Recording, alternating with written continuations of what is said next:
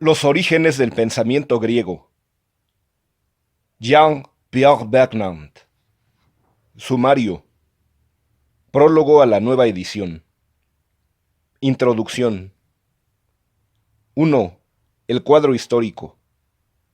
2. La monarquía micénica. 3. La crisis de la soberanía. 4. El universo espiritual de la polis. 5. La crisis de la ciudad. Los primeros sabios. 6. La organización del cosmos humano. 7. Cosmogonías y mitos de soberanía. 8. La nueva imagen del mundo. Conclusión. A Louis Garnett. Prólogo a la nueva edición. Este libro apareció hace 25 años. Georges Dumensil me lo encargó para la colección Mitos y Religiones que él dirigía en las Presses Universitaires de France. Todos los volúmenes de dicha serie, en la que el propio G.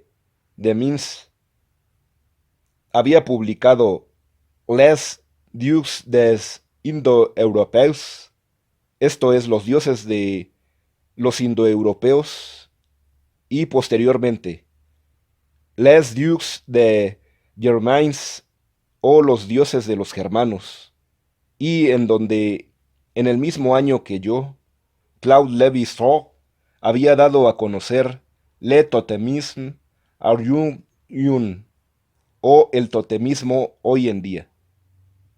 Estaban sometidos a determinadas normas. Se quería que una obra corta, que no excediera en principio las 130 páginas, accesible al público en general, y que abordaría de manera a la vez sintética y personal un gran tema, un problema controvertido, sin recurrir a un gran aparato de notas, ni hacer un alarde de erudición.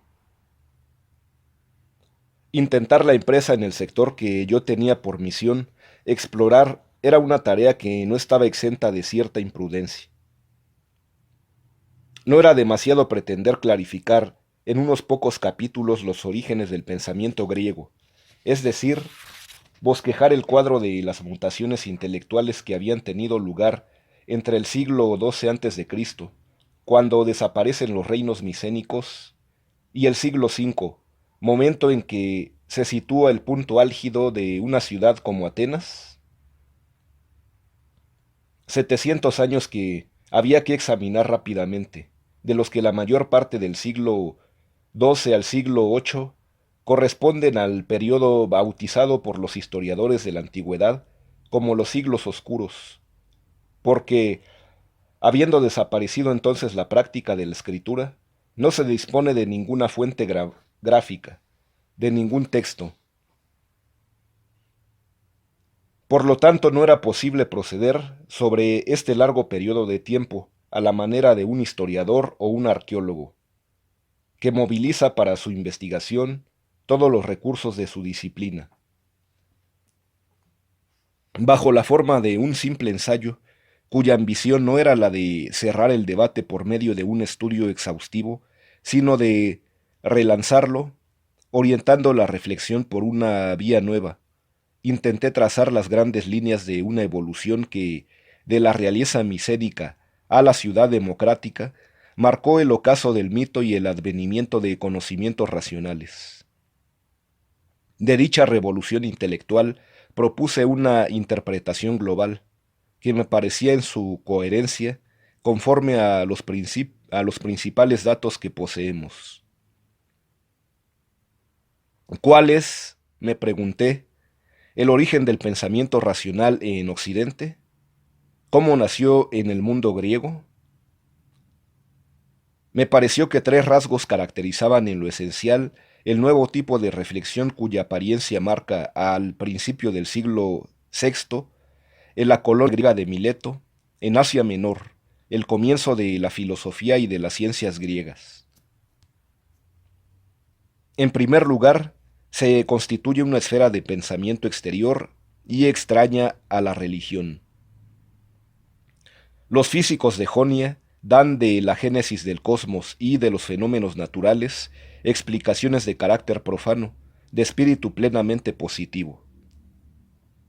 Ignoran deliberadamente las potencias divinas reconocidas por el culto, las prácticas rituales establecidas y las narraciones sagradas, de las que los poetas teólogos como Hesiodo habían fijado en su canto la tradición. En segundo lugar surgió la idea de un orden cósmico, que ya no descansaba como en las teogonías tradicionales, sobre el poder de un dios soberano, sobre la monarquía, su basilea, sino sobre una ley inmanente al universo, una regla de reparto, o nomos, que impone a todos los elementos que constituyen la naturaleza un orden igualitario, de tal manera que ninguno puede ejercer sobre los otros su dominio o kratos. Finalmente, este pensamiento tiene un carácter profundamente geométrico. Ya se trate de geografía, astronomía o cosmogonía, concibe y proyecta el mundo físico en un marco especial que ya no se define por sus cualidades religiosas de fasto o nefasto, de celeste o infernal, sino que está hecho de relaciones recíprocas, simétricas, reversibles. Estos tres rasgos, carácter profano y positivo, noción de un orden de la naturaleza concebido de manera abstracta y fundado sobre relaciones de estricta igualdad, visión geométrica de un universo situado en un espacio homogéneo y simétrico, están estrechamente relacionados. Definen solidariamente lo que la racionalidad griega, en su forma y en su contenido, comporta de nuevo con relación al pasado y de original en comparación con las civilizaciones del Próximo Oriente que los griegos habían podido conocer. ¿A qué están vinculadas estas innovaciones? ¿Por qué se produjeron en el mundo griego? Responder a estas preguntas significaba investigar el conjunto de condiciones que condujeron a Grecia de la civilización palacial micénica, muy próxima a los reinos orientales de aquel tiempo, al universo social y espiritual de la polis. El advenimiento de la ciudad no solo se marca en una serie de transformaciones económicas y políticas, implica un cambio de mentalidad, el descubrimiento de otro horizonte intelectual, la elaboración de un nuevo espacio social centrado en el ágora, la plaza pública. Desaparición del personaje del ánax micénico, ese príncipe cuyo poder eminente controla y regula, a través de sus escribas, toda la vida social, promoción de la palabra que se convierte en su empleo profano, en tanto que libre debate, en discusión, argumentación contradictoria, en el arma política por excelencia, en el instrumento de la supremacía en el Estado, carácter de plena publicidad, dada tanto a las manifestaciones de la vida social como a las producciones del espíritu, en lo sucesivo expuestas, bajo la forma de escritos, a las miradas de todos los ciudadanos, tanto si se trata de leyes y decretos, sometidos a la crítica y a la controversia, como si se trata de obras individuales. Sustitución de las antiguas relaciones jerárquicas de dominación y de sumisión por un nuevo tipo de relación social fundada en la simetría, la reversibilidad, la reciprocidad entre los ciudadanos definidos como semejantes o iguales. Abandono de la antigua actitud relativa a la tradición que ya no se considera como una verdad inamovible, que hay que respetar y repetir sin cambiar nada. Por el contrario, esfuerzo individual para liberarse, para afirmar su originalidad, tomando sus distancias con relación a los antepasados, cuyas afirmaciones se amplían, rectifican o rechazan por completo. Todos estos rasgos muestran que la secularización, la racionalización, la geometrización del pensamiento, al igual que el desarrollo de un espíritu de invención y crítica, se efectuaron a través de la praxis social en el mismo momento en que se expresaban. Entre los físicos de la escuela de Mileto, en su teoría de la naturaleza, la primera sofía de los sabios de la Grecia fue una reflexión moral y política.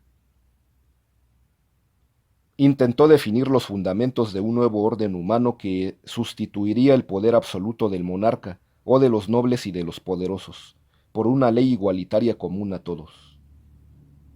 La ciudad toma entonces la forma de un cosmos circular y centrado. Cada ciudadano, semejante a todos los demás, obedeciendo y mandando por turno, deberá sucesivamente, siguiendo el orden del tiempo, ocupar y ceder todas las posiciones simétricas que componen el espacio cívico. Esta es la imagen del cosmos social, regulado por la isonomía, que en el alba de la filosofía encontramos proyectada por los jonios en el universo físico. Las antiguas teogonías estaban integradas en los mitos de la soberanía, enraizados en los rituales reales. El nuevo modelo del mundo que elaboran los físicos de Jonia es solidario, en su marco geométrico con las formas institucionales y las estructuras mentales propias de la polis.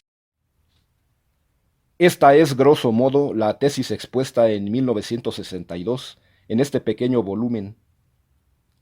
¿Qué permanece en la actualidad? La pregunta conlleva dos aspectos. En primer lugar, ¿qué nuevos elementos de información, qué diferentes interpretaciones propuestas entre tanto hay que tomar en consideración? A continuación, ¿en qué puntos he de completar, matizar o modificar mi punto de vista? Comencemos por el principio. El mundo micénico es el desciframiento, en 1956 realizado por J. Chaudwitz y M. Beatrice, de las tablillas en lineal B de Pilos Micenas, Cnosos, Tebas, Tirinte y Orcómeno, lo que bruscamente ha ampliado y transformado por completo nuestro conocimiento del pasado griego más remoto. A partir de aquel momento los helenistas disponían, con relación a las instituciones sociales y militares, la actividad técnica y económica, los dioses y los cultos de los aqueos entre los siglos XIV y XII, de una documentación escrita, por incompleta y numerosos puntos, insegura que fuese, hacía surgir una civilización palacial completamente diferente de la que con anterioridad se imaginaba, cuando se estaba limitando el único testimonio de Homero, posterior en al menos 4 siglos. Pero, si bien los estudios de filología micénica se han desarrollado, ningún descubrimiento de un nuevo corpus de textos ha venido, desde entonces, a perturbar el cuadro que, a continuación de otros estudios, creí poder esbozar de los reinos micénicos, ni poner en cuestión las conclusiones a las que había llegado. Sin embargo, utilicé una fórmula que me parece por lo menos discutible. Con relación al soberano micénico, el Anax, hablé de un rey divino, de poder suprahumano. En la actualidad ya no se diría lo mismo. Solo escribiría que el Anax, al lado de sus otras funciones, asume un papel religioso, lo que no implica necesariamente que su persona esté divinizada ni que se pueda identificar con la figura del rey mago, señor del tiempo y de la fecundidad del suelo, tal como J. G. Fraser lo definió en La Rama Dorada, y que a través de la antropología inglesa se encuentra en ciertos textos de helenistas, en los que en este punto me he inspirado en particular en los de mi maestro Louis Garnett. Sobre todo el periodo de los siglos oscuros, solamente arqueólogos tienen algo que decir. No se ha privado de ello. En un cuarto de siglo se han realizado una serie de descubrimientos que han permitido precisar la manera en que, tras la decadencia que sigue al hundimiento de la civilización micénica, comienzan entre los siglos XI y VIII los cambios técnicos, demográficos, económicos, las nuevas formas de ocupación del suelo y de la agricultura que conducen a esa revolución estructural de la que habla el inglés A. Snodgrass y de la que ha salido la ciudad-estado clásica. La mutación intelectual que del mito conduce a lo racional y que es el objeto de mi propia investigación, se encuentra así situada en un contexto más claramente definido. Para continuar en el plano de los datos, mis observaciones sobre el advenimiento con la polis de un nuevo espacio social, isomorfo y centrado, deben nutrirse de todos los estudios recientes relativos al plano de las ciudades arcaicas, la organización de la chora, el territorio rural de las ciudades y, sobre todo, la importancia de las fundaciones coloniales, más alejadas de las antiguas tradiciones urbanas y que constituyen, para la emergencia de modelos espaciales más rigurosos, un lugar de experimentación y de innovación.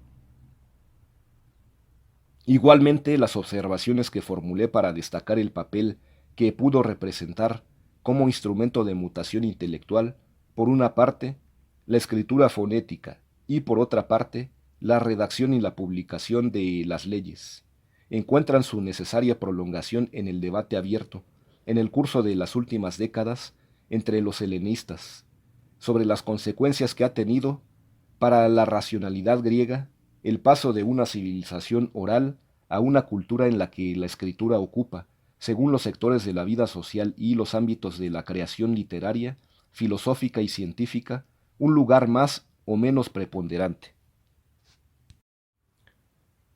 Sobre la homología y la concomitancia de los temas de la ley, el orden, la igualdad en el pensamiento moral y político, por una parte, en la filosofía de la naturaleza, por otra parte, habría que desarrollar, más de lo que yo he hecho, las aproximaciones entre Solón, legislador ateniense, y Tales, primero de los físicos de la escuela de Mileto. También habría que ilustrar el papel clave que asumen, en el curso del siglo VI, las nociones de isonomía y de depósito de poder en el centro, el mesoi, para que nadie domine a nadie. Añadir el ejemplo de Menandro, Heródoto 3:142, al que me refería, los paralelos de Mónax de Cirene, hacia 550, 4:61, Aristágoras de Mileto, 5:37, de Cadmo de Cos, 8:164, y claro está Solón, que celebra a principios del siglo VI haber sabido preservar to y son, el igual. Pero volvamos a los problemas de fondo sobre los que es bueno explicarse. Bien porque su enfoque ha sido modificado por los progresos de la investigación, bien porque otros estudios los han abordado desde una perspectiva diferente. Al leerme, se podría suponer que el destino del pensamiento griego, cuyo curso yo intentaba trazar, se ha juzgado entre dos términos, el mito y la razón. Bajo esa forma simple y resuelta, la interpretación comportaría, en mi opinión, un contrasentido. Yo indicaba entonces muy claramente que los griegos no habían inventado la razón como categoría única y universal, sino una razón, aquella de la que el lenguaje es el instrumento y que permite actuar sobre los hombres, no transformar la naturaleza, una razón política en el sentido en que Aristóteles define al hombre como animal político. Pero tenemos el derecho de hablar de una razón griega en singular. Desde el momento en que uno ya no se detiene como yo lo he hecho en la filosofía milesia del siglo VI, sino que toma en consideración los desarrollos posteriores de la reflexión filosófica, el corpus de los tratados médicos, la redacción de indagaciones históricas con Heródoto y Tucídides, las investigaciones matemáticas, astronómicas, acústicas, ópticas, se tienen que matizar fuertemente el cuadro y hacer referencia a tipos distintos de racionalidad, diferentemente atentos a la observación de la realidad o a las exigencias formales de la demostración y de los progresos, los procedimientos intelectuales, los principios, los objetivos no son los mismos. Lo que es verdad de la razón no lo es menos del mito. Los recientes trabajos de los antropólogos nos ponen en guardia contra la tentación de erigir el mito en una suerte de realidad mental inscrita en la naturaleza humana y que se encontraría en todas partes y siempre, sea delante, sea al lado, sea en el trasfondo de las operaciones propiamente racionales.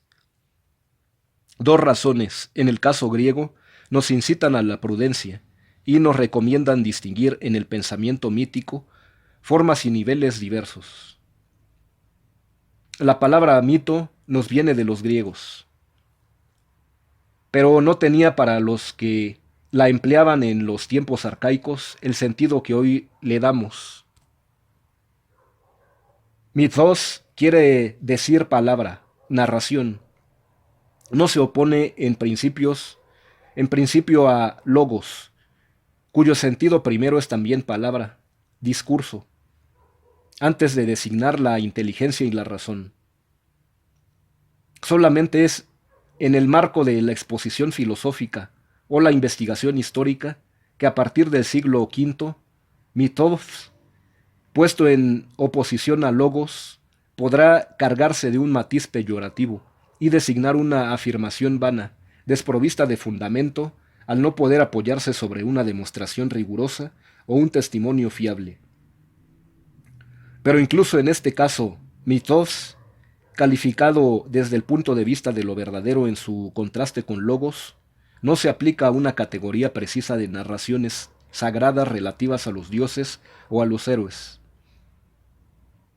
Multiforme como Proteo, designa realidades muy diversas, teogonías y cosmogonías, ciertamente, pero también todo tipo de fábulas, genealogías, cuentos infantiles, proverbios, moralejas, sentencias tradicionales. En resumen, todos los se dice que se transmiten espontáneamente de boca en boca.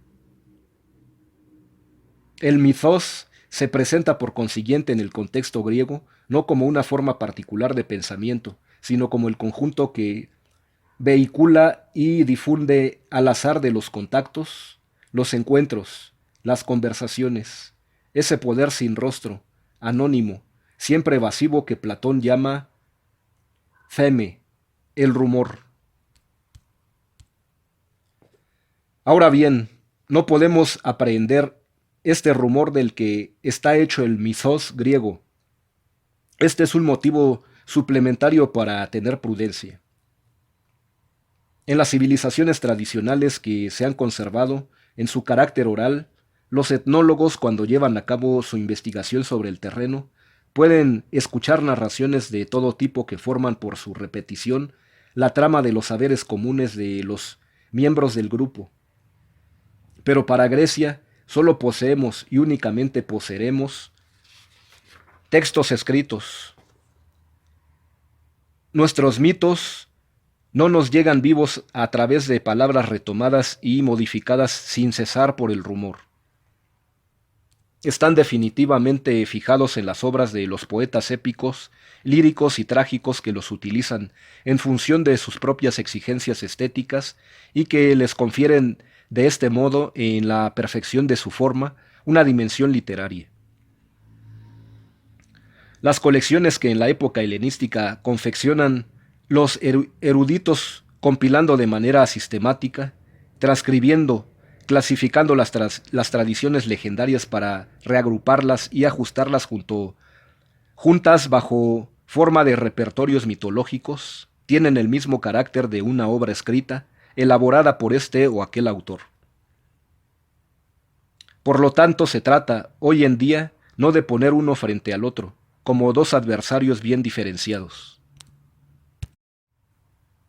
cada uno con sus armas propias, al mito y la razón, sino de comparar mediante un análisis preciso de los textos cómo funciona de manera diferente el discurso teológico de un poeta como Hesíodo con relación a los textos de los filósofos o de los historiadores, de identificar las divergencias en los modos de composición, la organización y el desarrollo de la narración, los juegos semánticos, las lógicas de la narración.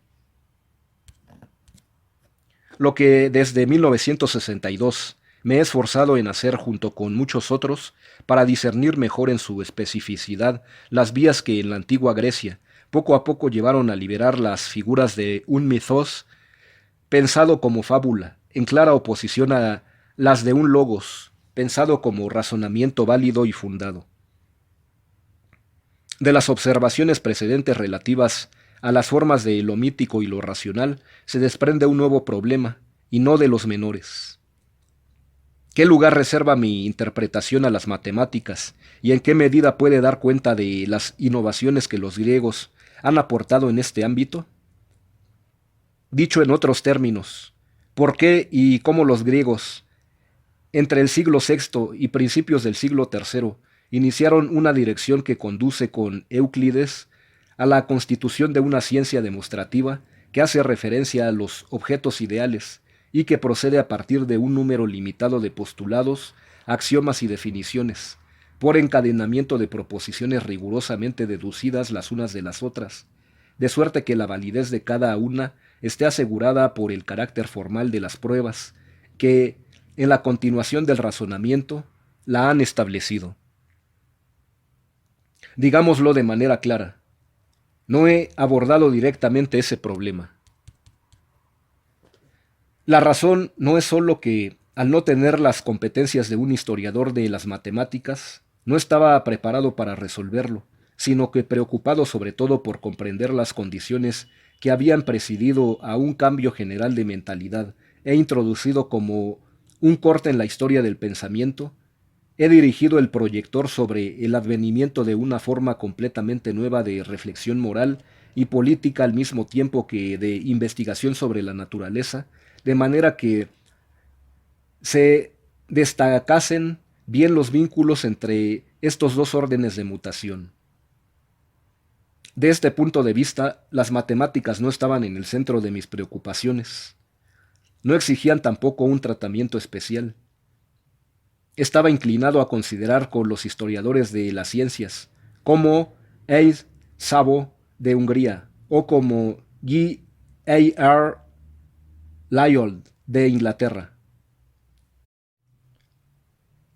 que el curso dado por los griegos a esta disciplina se inscribía en la línea recta de la transformación intelectual de la que yo intentaba precisar el punto de partida.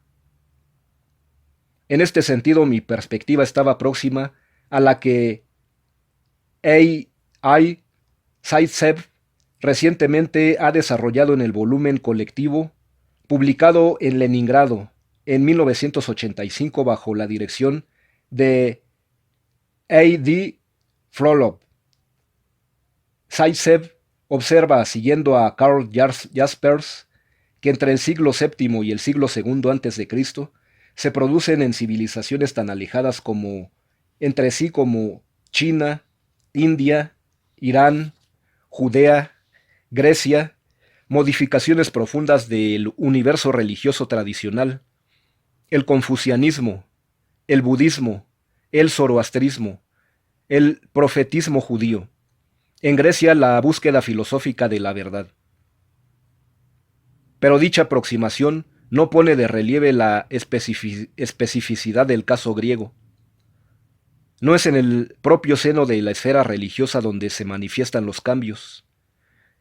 Es al margen y fuera de la religión, en ocasiones en oposición abierta con ciertas creencias o prácticas oficiales, donde se instituye una forma de pensamiento cuya ambición es la de acceder a la verdad por medio de una búsqueda personal de carácter acumulativo, refutando cada individuo a sus predecesores y oponiéndoles argumentos que podrán, debido a su naturaleza racional, prestarse ellos mismos a discusión.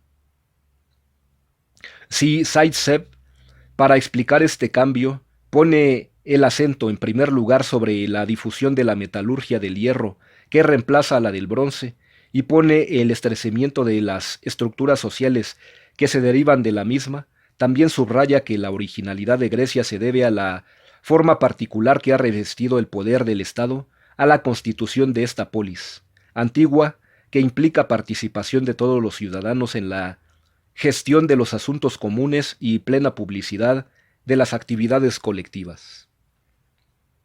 Claro está que esta tesis general no podría dispensar a los especialistas de una investigación comparativa sobre los conocimientos geométricos y algebraicos de los griegos, sobre los procedimientos de demostración que utilizaban para confrontarlos con los de los egipcios y los babilonios, de los indios y de los chinos, para establecer eventualmente las influencias o las filiaciones.